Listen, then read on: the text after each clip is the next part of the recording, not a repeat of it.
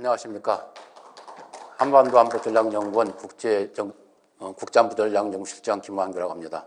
오늘 제가 발표할 주제는 미중 패권 경쟁과 한반도 통일입니다.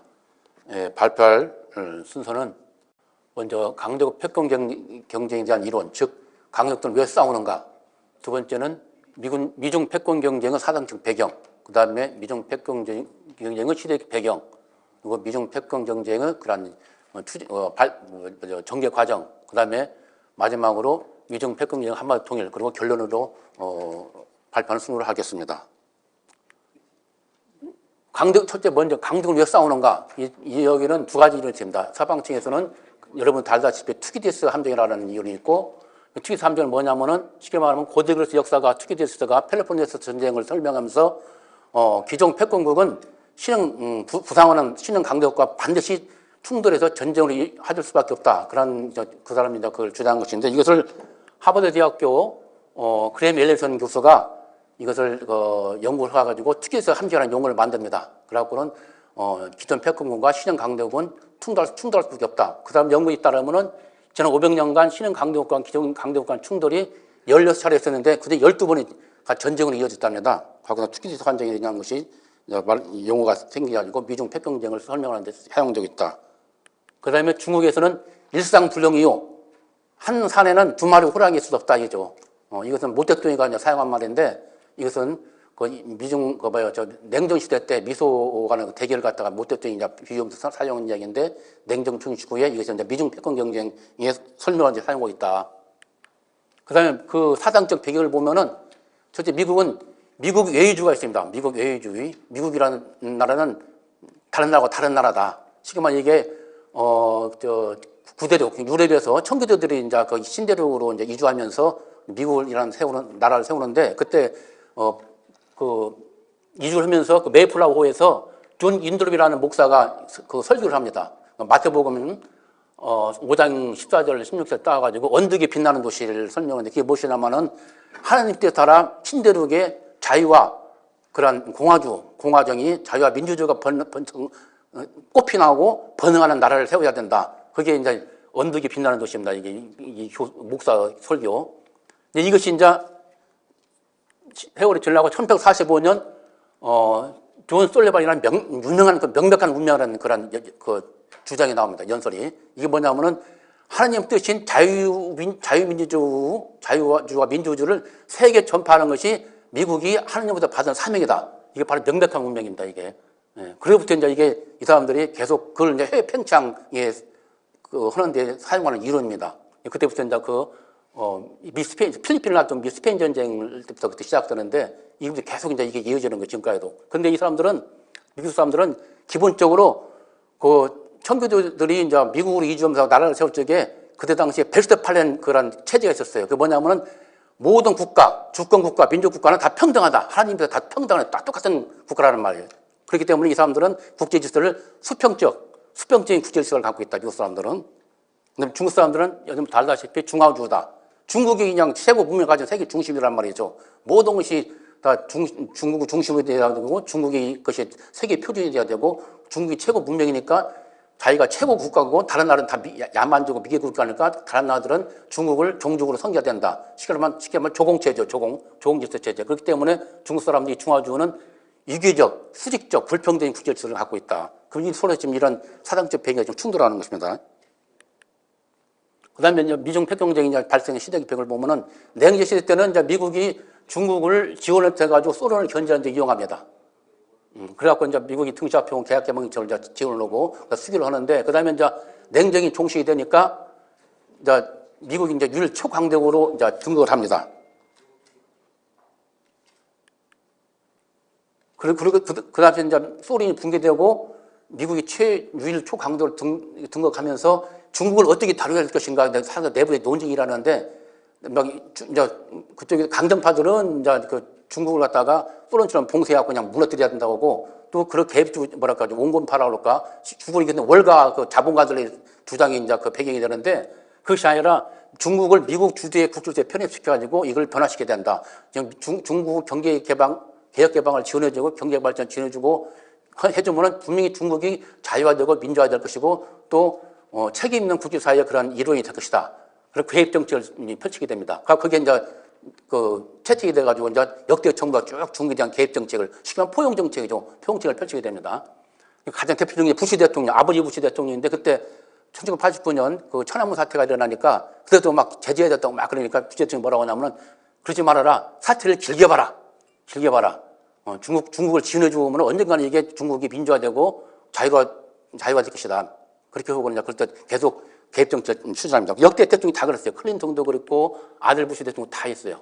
하고 미국 시장을 중국에다 개방을 하고 또 기술도 다 전수해주고 투자도 가서 해주고 그다음에 세계 무역기구도 가입시키고 중국 경제 개발을 적극 지원합니다. 그러면 이제 중국이 자유와 민주화 정책을 기대해서 이제 했어요.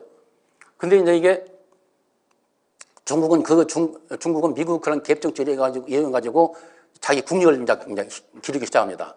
이제 짱점인 후진다고 물론 등쇼핑 그때 도황령 아까 앞 시간에서 설명했듯이 도황령이 뭐냐면은 빛을 감추고 때를 기다리면 힘을 기다려야 된다는 얘기 삼국지에서 나오는 이야기인데 삼국지 조조와 그 유비에서 나오는 이야기인데 그걸 이제 등쇼핑이 이제 국정 목표를 세우고 정책 기조로 세우고 짱점인 후진다고 그 기조에서 국제 문제 개입에 최대한 낮추면서라 미국의 그 지원을 받고 최대한 경제를 부양하고 힘을 기릅니다. 그런데 이제 이런 과정에서 9.11 테러가 일어나가지고 이제 미국이 대테러전을 하면서 모든 힘을 중동에다가 쏟으니까 아태지에게 이제 힘의 공백이 생긴다. 그걸 갖다 슬슬 이제 중국이 메꾸기 시작합니다. 힘을 기르면서 역량 확대를 추진한다. 그다음에 외교적이나 군사적으로 증강을 시키고 외교도 막 다른 나라도 이렇게 또 외교적인 그런 관계도 많이 맺고 굉장히 영향을 확대한다. 힘을 기르어 나간다. 그러다가 2008년 세계 금융위기가 딱 터지니까 다른 나라는 지금 미국을 비롯한 서방은 경제의 고통을 받고 있는데 중국은 4조 달러라는 대규모 경기 부양을 통해서 금융위기를 조기에 극복하고 세계 경제의 그 회복의 견인차 역할을 합니다. 그때부터 이제 중국이 우리 사회주의 시장경제 체제가 자유민주 체제보다 훨씬 우수하구나. 미국이 별 볼 일 없는 나라구나. 그때부터 자신감을 가지기 시작하고 그때부터 후진타오가 대외 정책을 때 화평불기로 바꿉니다. 나중에 화평 발전을 바꿨지만 그렇지만은 화평불기로 이게 시간 평화적으로 일어선다는 것인데 이게 이제 이게 하면서도 그러나 그때까지도 국정 기본적 기조는 동학령을 유지하고 있다. 그래서 이제 2008년 국정올림픽이 열리니까 그 헬리 키신저가 뭐라냐면 중국이 드디어 강대국을 부상했다고 이야기합니다. 헬리 키신저가. 그다음에 이제 미중 패권경쟁 어떻게 시작하냐면 시진핑이 등장하면서 드디어 이제 패권경쟁이 시작합니다. 시진핑이 등장해가지고 본격적으로 미국 패권에 도전하기 시작한다. 그래서 패권경쟁이 시작되는데 시진핑이 등장해가지고 국정 목표를 중화민족 위대한 부이라는 그런 중국몽을 했습니다. 이게 쉽게 말하면은 미국 주도 국제 질서를 중화 질서로 바꾸겠다는 거예요. 이게 한마디로 말해서. 간단히 말해서. 그래서 시진핑이가 2013년 12차 전인대 폐막지 연설에서 중국은 반드시 중국의 길을 걸어야하고 중국의 정신을 선양해야 하며 중국의 힘을 결집하여 실현해야 된다. 중국 표지를 근거로 꿈을 이루어야 한다. 이게 지금 말하면 현대판 조공체제를 구축하겠다는 거예요. 이게. 그다음에 공산당 일당 독재체를 강화하고 경제에 대한 무자비 숙청, 경제에 대한 국가 통제 강화, 자유주의 좀 그런 반정부체제 인권 탄압 막 그러니까 결국 이게 미국이 기대했던 그런 자유와 민주화는 정반대기를 가고 있다. 시진핑이 집권한 데부터. 그 다음에 이제 시진핑은 그 다음에 신형대국 관계 1대1로 인류명 공선 건설, 또 인공성 건설을 통한 남북의 내해와 태평양 진출을 각종 여러 가지로 지금 아태지에서 유럽, 아프리카까지 영향력을 확대를 합니다. 시진핑이 계속. 그리고 또 아까 앞에서 설명했듯이 공세주의 정책, 전략외교, 전략외교를 적극 전개를 하고 그 다음에 특히 2016년 7월 남중국해 분쟁에 대한 페이그에 있는 국제상대재판소가 그때 이게 뭐냐면 2013년도에 필리핀 영토에서요. 남중국해 스카보로 쇼홀이라고 그런 암초가 있는데 그걸 중국이 무력으로 점령해가지고 거기다가 인공섬을 건설하고 이제 군사기지를 건설하는데 그게 이제 필리핀이 그걸 국제재판소에다가 제소를 합니다. 이거 우리 영토에다 이놈들이 강제로 점령했다. 이걸 갖다가 돌려달라고 이제 재판하는데 하고 2016년 7월에 남중국해 그 분쟁에 대해서 국제상대중재재판소가 이건 필리핀 땅이다. 돌려줘라. 중국이 주장하는 U자형 그런 영유권 그런 주장은 아무 국제적인 법적 근거 없다 하고 판결을 합니다. 근데 그걸 다 무시해버리고 돌리지 않고 그냥 계속 지금까지 하고 있어요. 그러니까 완전히 중국이 국제 기본과 규칙을 무시하고 자기 맘대로 하는 거예요. 그러면 시진핑은 미국을 어떻게 생각하고 있는가? 시진핑 미국관을 보면은 2017년 19대 당대회 때 시진핑 뭐라고 하냐면은 중화민족이 이제 세계 우뚝 섰으며 지금 세계 질서의 변화가 일어나고 있는데 상대적인 세력 균형이 이루어지고 있다. 중국 특수의 그 차이주가 개두고 근대화 모드로 되고 있다고 지금 그렇게 선언하고, 그 다음에 작년 중앙당교 고위관부 세미나 선설에서 세계가 100년 만에 격동의 시기를 맞고 있는데 시간과 형세는 중국 편이다. 그 이야기를 하고, 그 다음에 2월 25일 날에는 동쪽이 뜨고 서쪽이 지고, 시간만 동쪽 중국이 뜨고 서쪽이 미국이 지금 지고 있다. 동승서강. 현재 세계 혼란을 거놓는 미국이며 중국의 발전과 안전에 최대 이번 미국이다라고 언급함으로써 미국에 대한 적대적이라는 의식을 표출하게 됩니다. 근데 이제 시진핑이 집권하고 중국이 이렇게 계속 미국에 이제 도전하니까 미국이 이제 그때 쓰여요. 아, 우리가 잘못했구나. 그다음에 트럼프가 등장하니까 이제 직접 대응하면서 미중 패권경이 이제 본격 시작한다. 그동안은 부시 대통령이랑 오바마 대통령, 클린턴 다 모든 대통령들은 개입 정치단 미래를 버리지 못하고 중국이란 도전에 소극적으로 대응했어요. 이제 중국이 막 공세에서 나올 때마다 그냥 선을 가지고 대화를 통해서 해결하려고 막 타일로 그랬다고. 근데 그게 말 안 듣고 계속 중국은 계속 공세적으로 나온다. 그러니까 이제 트럼프가 등장해갖고 그동안 역대 정부가 실천해 추진해왔던 미국 대중 개입 정치 실패했다고 인정을 합니다. 2017년 12월 18일 국가안보전략연구소 발표하는 그런 기자회견에서 이렇게 말해요. 미국은 중국 경제개발을 통한 부상을 지원하고 중국을 전후 국제질서에 통합시키면 중국의 자유와 민주화될 것이라는 믿음을 가져서나 우리 희망과는 반대로 중국은 다른 나라의 주권을 짓밟고 자신의 권리만 팽창시켜 변하면서 이걸 국가안보전략연구소를 발표하는데 그 보고서 내용이 쉽게 말하면 중국이 미국이 주도 지역에 도전하는 수정주 국가이자 경쟁국가라고 주장합니다. 이때부터 이제 본격적으로 공식적으로 미국 패권경이 시작된다. 그리고 2020년 5월 21일에 백악관에서 의회에다 보고한 보고서에 아까 트럼프가 말한 말을 그대로 다 삽입해가지고 미국 정부 차원에서 처음으로 공식적으로 역대 정부가 추진했던 대중 개입 정책이 실패했다는 것을 공식적으로 인정합니다. 그리고 이제 중국을 앞으로 계속 전방 위주로 봉쇄해 나가는 그런 경쟁적 접근을 갖다가 추진하겠다. 해갖고 이때부터 본격적으로 이제 패권 개입이 시작된다. 이게 쉽게 말하면 사실상 대중 선전포고입니다. 이게. 그러면 이제 미국이 이제 뭐랄까 중국의 도전에서 어떻게 이제 대응하는가. 지금 패권경 실태를 보면 첫째로는 중국 1대1과 인류 공동체에 대해서 미국은 인도태평양 구상, 즉 쿼드로 대응합니다. 쿼드로 대응하고 빨리 나가겠습니다. 시간 때문에. 그다음에 무역전쟁 일으키는 무역전쟁. 트럼프가 중국 그 상품 입장 고감율 관세를 때려가지고 무역전쟁 일으킵니다. 결국은 이게 이제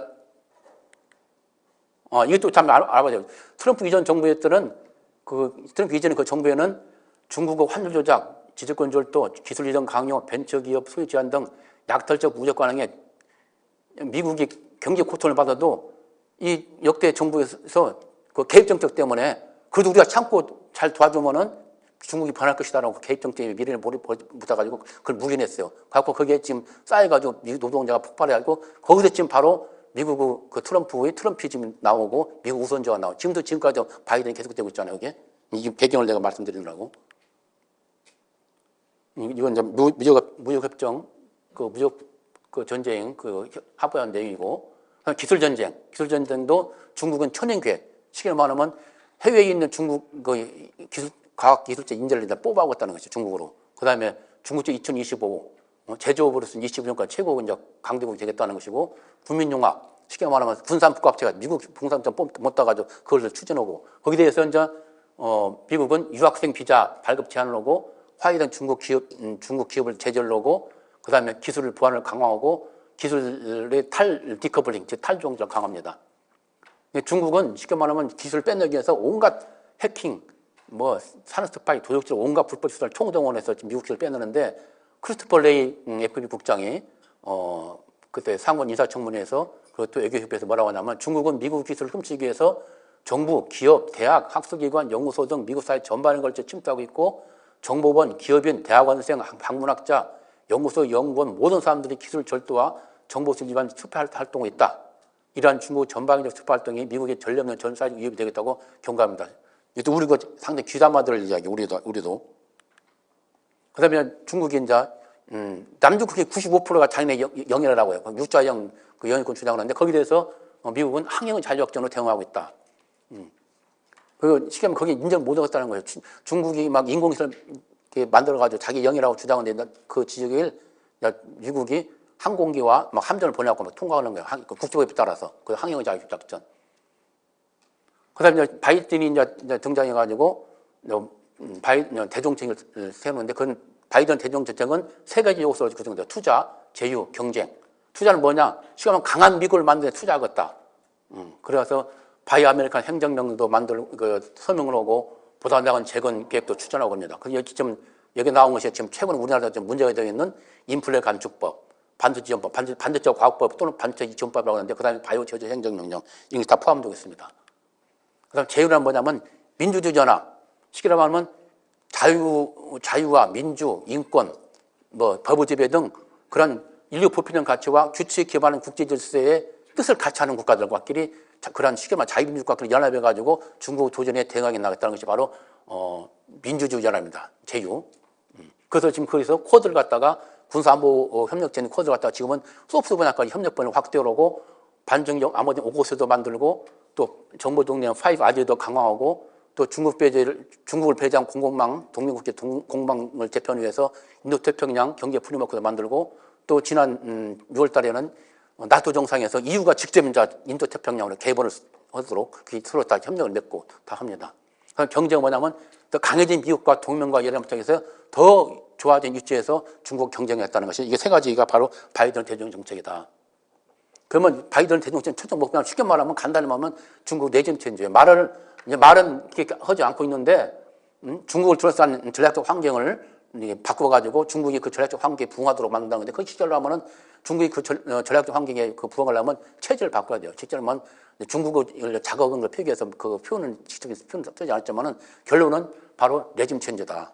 공산당 체제를 멸망시키는 거예요. 요즘 중국 바이든 정부의 대중정책 가장 중요한 것이 인도태평양 전략인데 지난 2월 10일 날 발표했어요. 인도태평양이 쉽게 말하면 앞으로 미국의 안보와 번영의 사활적인 지역이다. 그리고 그 태평양 전략에는 5개의 목표와 10개의 혁정 과제가 있고 그리고 미국의 인도태평양 초점을 지으려는 바로 중국 도전 때문이다 라고 아주 명시를 합니다. 중국이 인도태평양 지역에서 외양권 형성과 세계에서 가장 영향이 있는 국가가 되려고 모색하면서 경제, 외교, 군사, 기술 힘을 결합하고 있으며 중국의 강함과 공격성은 전 세계에 걸쳐 있지만 인도태평양 지역에서 가장 극심하다라고 아주 규정을 합니다. 그리고 이게 잘 보세요. 앞으로 미중 패권 경쟁은 승패는 앞으로 10년 안에 결정날 것이라는 거예요. 이게 인도태평양 그 전략이 이렇게 나와요. 앞으로 10년 안에 미국과 동맹국이 힘을 합쳐가지고 중국의 그 행태를 바꾸느냐 안 하느냐 거기 따라서 이제 결정이 난다 이거예요. 앞으로 미국도 지금 앞으로 10년 내에 미국 패권 경쟁이 승패 결정 납시다 보고 지금 전력을 다해서 대응하고 있다. 거기도 인도태평양 전략 그 보고서 그 최종 목표가 뭐냐면은 중국 레짐 체인지. 그 미국과 동맹이 추구하는 가치가 그런 딱 그 맞는 그런 전략적 환경을 만들어 가지고 중국이 거기에 따라게 그 행동하도록 한다. 쉽게 말하면 이게 중국이 체제를 바꾸라 이거예요. 이게 이제 중국 작을 폐기해서는 지도적으로 레짐 체인지라는 이야기를 안 했는데 전부 다 사람들 다 해석하기를 이건 레짐 체인지다. 최종 목표가. 그런 이런 바이든 정부 그 대중 정책에서 시진핑이 어떻게 대응하고 있느냐면은 인도태평양 전략에서 글로벌 안보 구상으로 대응하고 있습니다. 이게 6대 원칙으로 구성되는데 중요한 것이 이거 봤구나. 아유.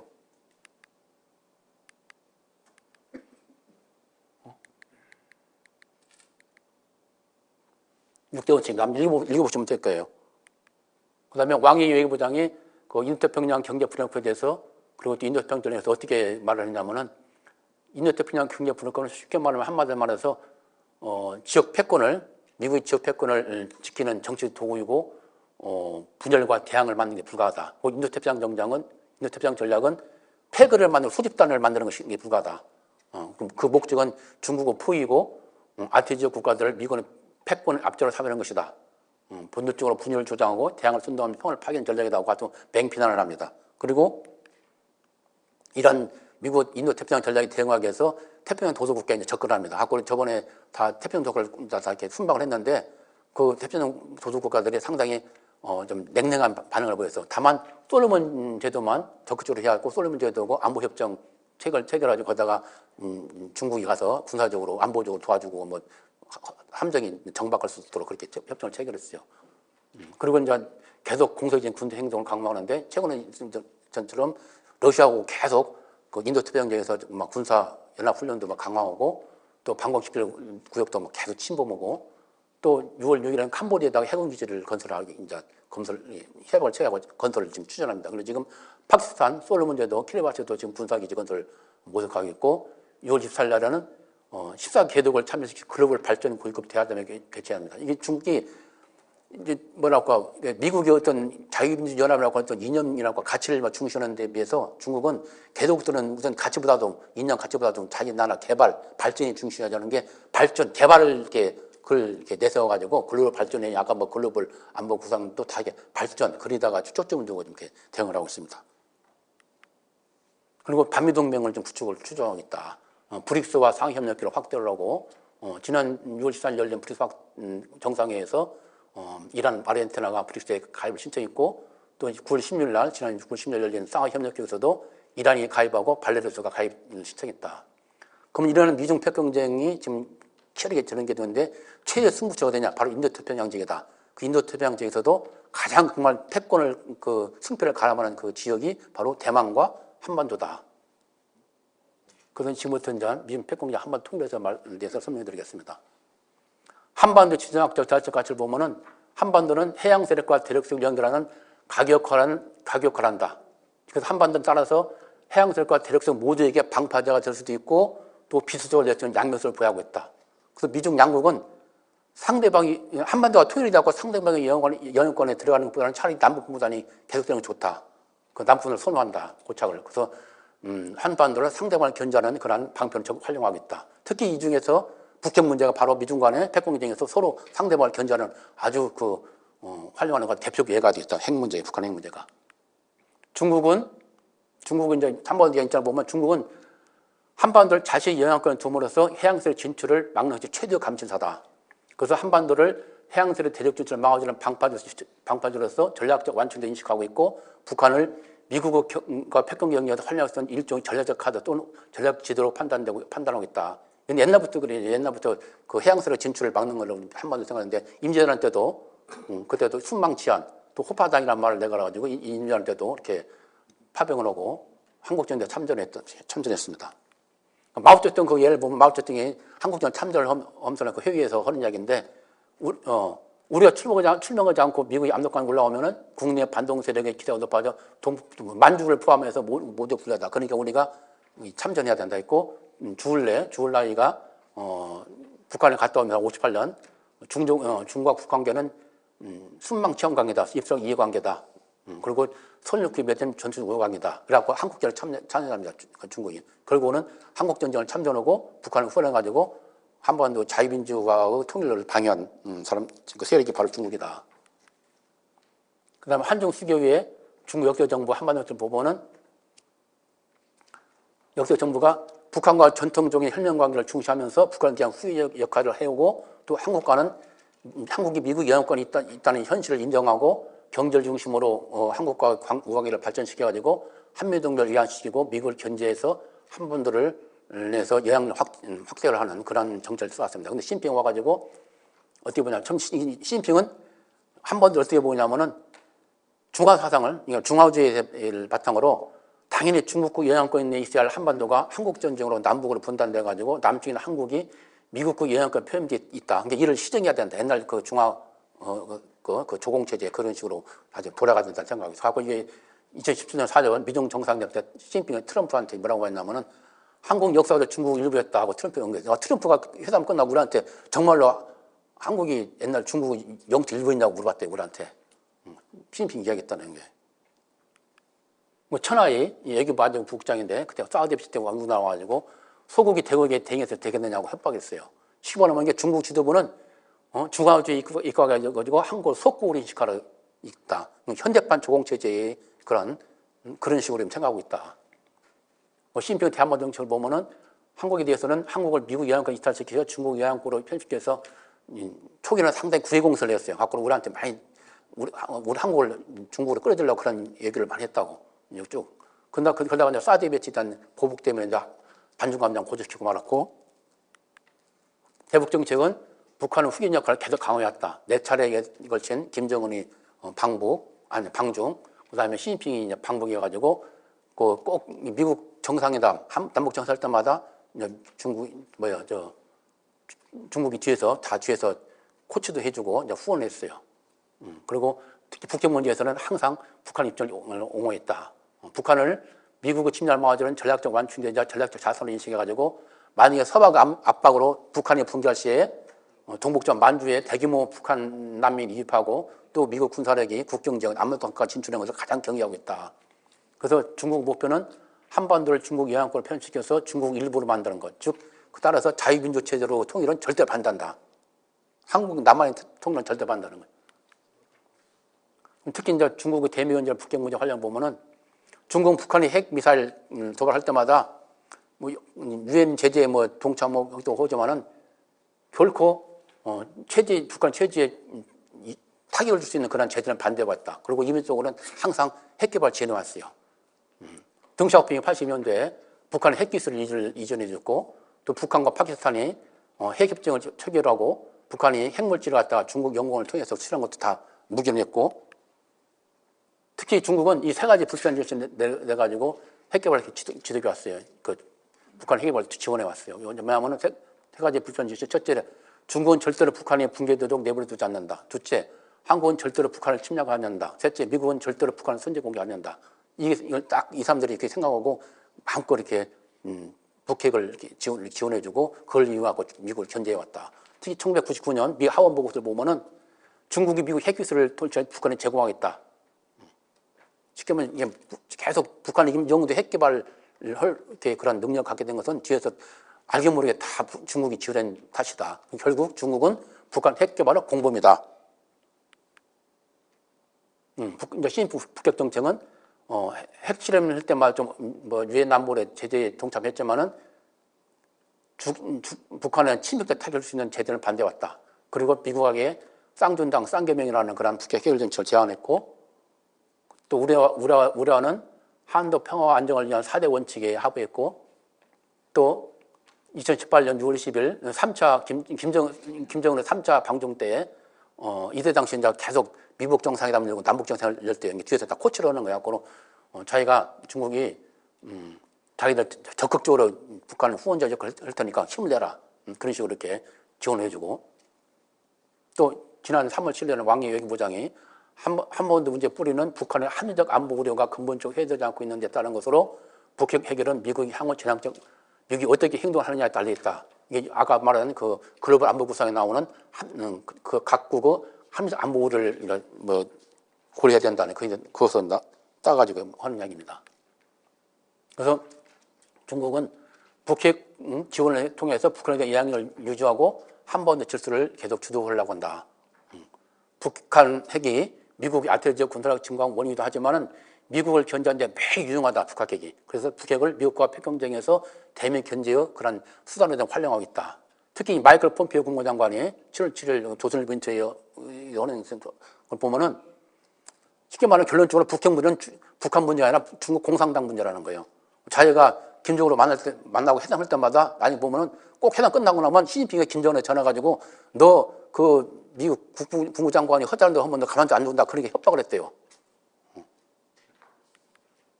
그리고 김정은도 자기가 잘 알고 있대.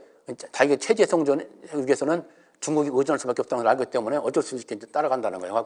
그래서 중국 입장에서는 북한이 그들에게 완충국가이고 미국의 힘을 갖다가 분산시킬 도구다.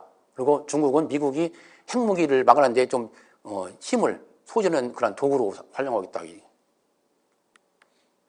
미국은 한반도에서 어떻게 보고 있냐면은 한국 전쟁 이전에는 한반도에 대한 그런 전략적 가치를 별로 경시했어요. 왜냐하면 전통적인 미국의 세계 전략 해양 지정학적 이론에 따라서 전략이 세워지는데 해양 지정에 따라 대륙 세계에서 세력 균형을 이루면은 해양 세력이 상당히 유리하다라는 판단을 해서 쉽게 말하면 마오쩌둥 공산당 정부를 인정해주면은 그게 이제 서로 이제 견제를 해가지고 우리가 유일하다 그렇게 해갖고는 한반도는 별로 이렇게 경시하고 대신 일본을 중시해요. 일본에 그동안 러시아 남을 막았다. 그리고 옛날 강대국이던 그런 경험도 있고 그렇기 때문에 일본을 중시하고 그 결과 나온 것이 바로 에치슨 라인 선입니다. 한국과 대만을 그 방에서 지원한 에치슨 라인입니다. 그러면 한국전이 터지니까 그때 생각을 바꿔가지고 한국의 군사 전략적 가치를 중시하기 시작합니다. 특히 국무 극동거 국무 실무자들은 한국전이 터지니까 한반도의 그 지정학적 그냥 가치를 중시 이제 제대로 이제 깨닫고는 끝까지 그 북진을 해가지고 다 통일시키고 만주와 시베리아까지 징계해서 다 점령해야 된다고 그렇게 이야기했어요. 그리고 국가안보 회의가 지금 미국 국가안보회 문서에 남아있는 것도 50년에 수립발표된 것도 통일된 한반도가 공산화된 만주와 중국대를 해볼 위한 전략 가치를 갖고 있다. 우선 통일을 해야 된다고 계속 그걸 위해서 중국을 견제해야 된다. 그렇게 생각을 했는데 특히 이제 메가다 장군이 당이 이제 그 북폭동, 만주 폭격론 주장하면서 이렇게 통일시켜야 된다. 이렇게 했는데 근데 에치슨이 그걸 반대했어요. 에치슨이 만약에 그런 식으로 국무부 실무자들 여기들 따라가다 하면 잘못하고는 소련하고 전쟁이 일어난다. 그래갖고 반대해가지고 그걸 못 얻고 트루먼 대통령한테 메가들 해임을 건해가지고 트루먼이 메가들 해임합니다. 그래야 결국은 이게 그때 당시 통일을 못했죠. 그다음에 한국전쟁 끝난 후에는 역대 정부는 한반도를 동북아 지정학적 축으로 보겠다. 이게 디브글리 브레인스키가 이게 카터 대통령 때 그 백악관 안보보장을 했는데 이 사람이 이제 이렇게 한반도가 동북아에서의 그런 지정학 축이다 이렇게 생각하고 이런 그런 시각화에서 이제 한반도를 바라봅니다. 즉 한국을 영향권에 두고 북한과 적대적 대결을 통해 중국 견제에 활용하는데 특히 북한은 아웅산 테러를 계기로 가지고 그 당시 미국의 해외 전략상 재래식 전략으로 방할 2등급직이었는데 한국이 그때부터 이제 핵 무기를 방할 1등급직으로 격상해가지고 한미일 군사무체를 강화합니다. 하고 북한 위협을 중국 견제에 활용한다. 냉전 종식 후에도 여전히 적대 관계가 계속되고 북핵 문제가 최대 현안을 부상되고 있다. 클린턴 정부, 부시 정부도 다 민주당, 공화당 할 것 없이 다 북한의 핵을 갖다가 주한미군을 계속 지존시키고 아태지역의 군사력을 증강하는 데 활용하겠다. 그때 오바마 정부에서는 북한의 지전략 가치를 재해석합니다. 초기에는 이제 전략적 인내 정책, 약간 북한이 그냥 별때까지 기다리고 쭉 전략 인내 정책을 펼치면서 북한 핵 그 문제를 갖다가 그걸 명분을 가지고 일본 군사력 증강도 묵인하고 밀동도 강화하고 아시아 재균형 정책 명분을 활용했는데 말기에는 북한은 중국에 대한 지전략적 가치를 재해석하고 북한에 대한 그런 접근을 시작합니다. 이게 때 클래퍼 국가정보국장이 와가지고 우리한테 타전을 해요. 우리가 미국 평화협정하고 평화협정을 체결하려고 하는데 어떻게 상관하냐. 트럼프 정부가 들어서가지고는 대북 최저 압박과 관여 정책을 하는데 트럼프 정부 초기에는 압박으로 막 나옵니다. 압박으로 나왔고 화염과 분노를 이야기하고 서로 핵 버튼이 있다고 서로 막 그냥 협박을 하고 막 위협하고 상대 강경으로 되게 나오는데 좀 중기 말기 들어서는 서로 정상회담을 개최하면서나 서로 그 관여 대화 좀 화해 무도 나가는데 1차 미국 정상회담이 싱가포르에서 열렸고 2차 미국 정상회담이 하노이 회담에서 열렸어. 하노이 회담에서는 이제 미국이 일괄 타결을 제안한 데 비해서 김정은 북한이 단계적 접근 방식을 주장하고 협상이 결렬하고 말아버렸는데 3차에는 또 그때 시진핑이가 중국을 방문하니까 그걸 견제하기 위해서 트럼프가 김정은한테 편지를 써가지고 만나서 판문점에서 3차 회담을 엽니다. 왜 그러면 이렇게 미국이 그 당시 이렇게 북한에게 이렇게 접근을 했는가? 그 속내는 쉽게 말하면은 북한은 침략을 통해서 중국을 견제한다는 그런 전략적 의도가 있었다. 폼페이오 국무장관이 그때 북한에 가가지고 김정은한테 과감한 핵 비핵화 조치를 취한다면 북한을 갖다가 한국 같은 수준으로 그런 번영 국가를 만들어주겠다. 베트남을 봐라. 베트남 맨날 미국과는 적대국이었지만 지금은 아주 잘 나가고 있지 않느냐. 그것도 트럼프도 북한이 비핵화가 나왔으면 한국처럼 번영하는 국가를 만들어줄 것이고 김정은이 계속 권좌에 있도록 보여줄 것이다. 이렇게 언합니다. 왜 그러냐. 이게 쉽게 말하면은 미국의 전통적인 해양 지정학 전략, 아나콘다 전략에서 나온 것입니다. 아나콘다 전략이 뭐냐면 이렇게 알프레드 망이라는 그 1900년도 초에 유명한 미국의 그 대전략가가 있어요. 해군 제독인데, 그 다음에 해양 미국은 해양세계니까 쉽게 말하면 대륙에 나오는 그런 그 패권세를 견제하려면은 유라시아 주변지대를 전부 다 침략시켜가지고 그걸 갖다 대륙을 포위하면 된다. 아나콘다 시키면 저게 열대 저 남미 그 아마존에 사는 그 큰 구렁이를 말하죠. 아마콘다. 그게 구렁이처럼 대륙을 아주 똘똘 그냥 감아 말아 감는다는 그런 데 나왔고 아나콘다 전략인데 그래서 쉽게 말하면 북한을 침략시켜갖고 미국군을 만들면 중국은 완전히 그냥 다 무력화시키겠다. 그런 차이가 나는 것이죠. 바이든 정부가 들었었는데 바이든은 지금 한반도 완전 비핵화를 위한 잘 조정된 실용 접근이라고만 발표하고 뭐 전제 조건 없는 대화를 하겠다만 말하고 뭐 구체적인 그런 좀 아직 정책이 없어요. 지금 뭐 사키 백악관 대회나 프라이스 군대 하는 거 보면은 계속 뭐 전제 조건 없이 북한을 만들었고 우리는 항상 열려 있다. 그만 말이지 지금 구체적인 게 없다. 그래서 전문가들 사이는 지금 쉽게 말하면 바이든 정부 대북 정책은 오바마 정부의 전략적 인내 정책의 재판이다. 지금 그렇게 지금 바라보고 있습니다.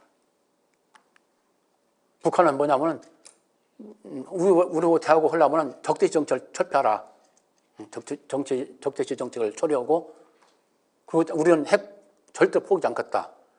쭉뭐 그동안 최선희, 김여정이 뭐 김정일이 했지만 결정적인 것은 지난 9월 8일 날 김정은이 시정연설을 하고 또 최고위원회에서 핵무력 정책법을 채택합니다. 자기들은 절대로 핵을 포기하지 않겠다. 절대로 김정은이 아주 공식 성언을 했어요. 절대로 핵을 포기하지 않겠다. 그 다음에 그 최고위원회에서 핵무력 정책법을 채택해가지고 핵 무기 사용을 할 그 5대 조건을 제시합니다. 쉽게 말하면 선제 핵 공격을 하겠다. 결론적으로 그동안 우리 그 김대중 정부부터 시작됐던 대북 해벽 정책, 그 북한에 대한 그 개입 포용 정책이 실패했다는 거예요, 이게. 그게 증명이 된 것이다. 그동안 그 문재인 정부 때도 김정은이 북한이 뭐 비핵화 의지가 확고하다고 막 그게 주장하고 했는데 결국은 다 실패한 거예요. 이게 우리 대북 포용 정책, 해병 정책 실패했다. 즉 미국의 대중 개입 정책 실패했듯이 우리나라의 그 대중 북한에 대한 해병 정책 실패했다. 따라서 이런 새로운 그런 전략적 환경에 맞춰서 우리가 발상은 전환하고 새로운 전략을 강구해야 된다. 결론적으로 말해서 뭐 자유민주 체제로 초반도 통일의 최대 장애인은 중국과 북경 문제다. 따라서 이게 우리가 통일을 나가려면은 자유민주 체제로 통일을 나가려면은 북한과 중국의 변화를 유도하기 위한 전략적 환경을 조성해 나갈 필요가 있다. 이기 위해서는 우리가 미중 패권 경쟁하에서 중국의 체제 변화, 붕괴를 유도를 하는데 우리도 좀 어느 정도 기여를 하고 공포 균형, 우리도 핵 무장을 하든지 또 뭐 나토처럼 또 미국 핵을 다시 또 배치를 하든지 하고 공포 균형하에서 새로운 방식으로 북한에 대한 그런 접근을 해야 된다. 근데 이제 이게 가장 우리가 새로 한번 연구할 필요가 뭐냐면은 미 레이건 대통령과 성유황 요한머리 사건에 서로 합작을 해가지고 소련을 붕괴시켰어요. 전략이 있어.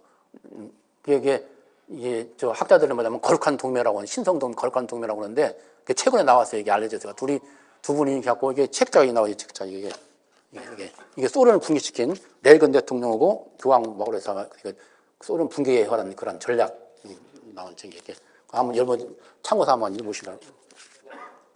이것도 한번 우리가 한 번 더 자유민주 체제로 통일을 하는데 이것도 한번 연구할 필요가 있다. 그렇게 생각합니다. 이상 발표를 마치겠습니다. 네, 감사합니다.